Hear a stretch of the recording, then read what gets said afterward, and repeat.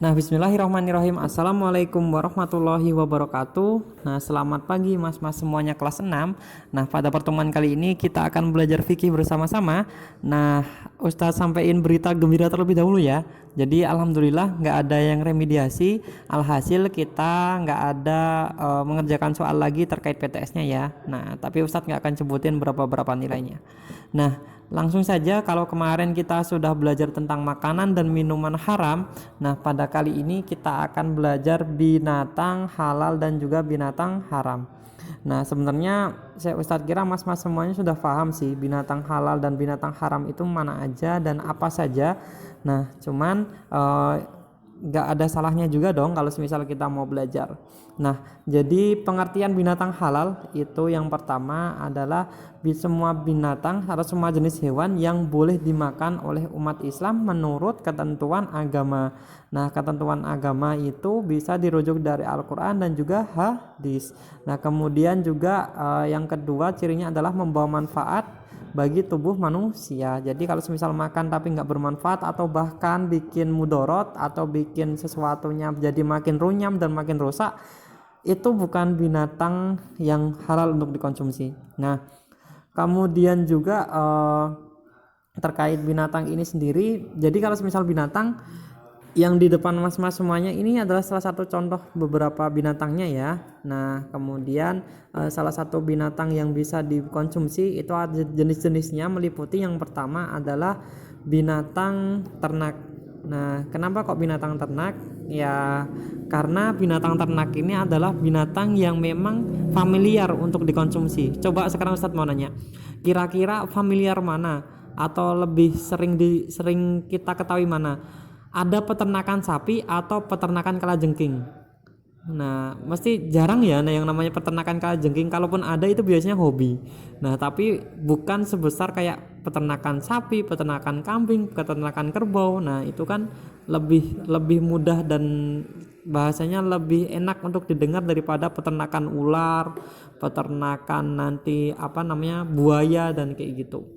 Nah, kemudian juga secara umum binatang halal ini dibagi menjadi dua. Yang pertama adalah yang hidup di darat dan juga yang hidup di air. Nah, kalau misalnya yang hidup di darat, Ustadz nggak akan ngejelasin karena mas-mas semuanya bisa.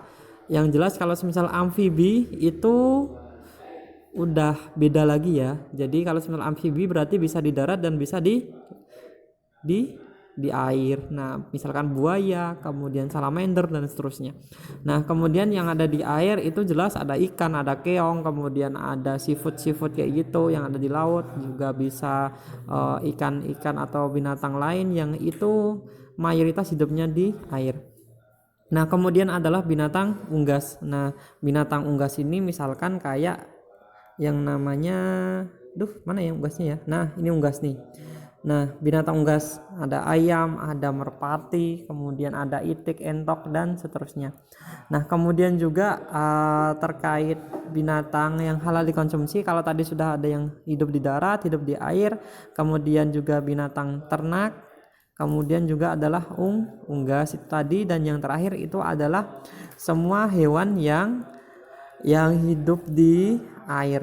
Nah, jadi kalau misal bangkai ikan itu yang ada di laut itu boleh untuk dikonsumsi. Bahkan ya nggak cuma ada yang di laut, di sungai aja nggak apa-apa. Jadi kalau misal ikan lelenya mati 3 hari yang lalu nggak apa-apa kita konsumsi. Tapi kalau misal mau makan ayam tapi kok ayamnya sudah mati 3 hari yang lalu, nah dan baru mau diolah, nah itu belum tentu halal ya, karena beda. Jadi kalau misal yang halal itu kalau misal ayam logisnya, kalau misal kita mau beli ayam kan biasanya langsung disembelih tuh, atau misal kita beli yang sudah dalam bentuk siap dikonsumsi. Tapi kalau misal baru mati aja kemudian kita simpen, kita biarin dan baru 3 hari selanjutnya kita konsumsi, itu tidak baik untuk dikonsumsi ya. Jadi bukan termasuk binatang yang layak atau halal untuk dikonsumsi.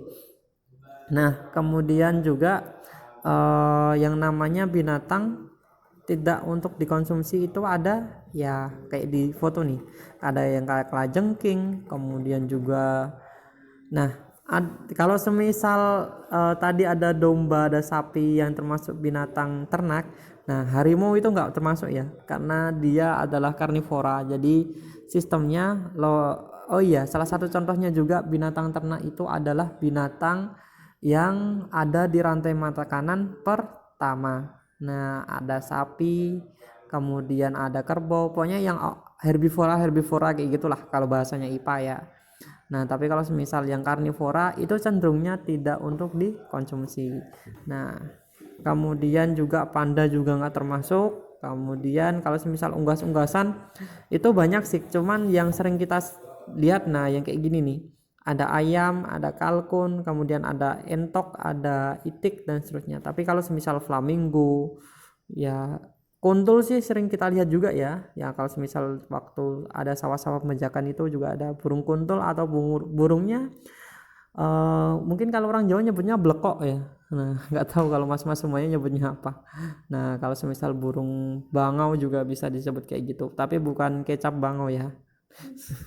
Nah, kemudian juga kalau main ke apa namanya Gembira Loka itu mas-mas semuanya bisa lihat flamingo. Flamingo itu berarti burung yang warnanya pink itu. Kemudian salah satu unggas yang besar yang masih hidup itu sekarang adalah pelikan. Nah, pelikan ini gede banget. Nah, mau jadi pelajaran IPA. Nah, jadi itu tadi hewan-hewan yang halal untuk dikonsumsi. Nah, ada ikan-ikan air laut juga, keong dan seterusnya. Nah, kemudian juga dari pembelajaran ini itu kita masuk ke yang terakhir adalah tugas. Jadi tugasnya sederhana sekali. Coba sebutkan mas-mas semua terkait binatang halal itu contoh-contohnya. Kemudian adalah binatang haram yang sering kita temui dan itu tidak untuk dikonsumsi tentunya. Nah, sebutkan masing-masing 5 aja. Jadi sebutkan binatang yang halal beserta apa alasannya, kemudian disebutkan 5 binatang haram beserta apa alasannya. Nah, kayak gitu ya.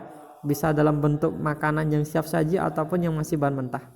Nah, itu sekian dari Ustadz Ahmad. Mohon maaf jika banyak kesalahan. Terima kasih banyak. Wassalamualaikum warahmatullahi wabarakatuh.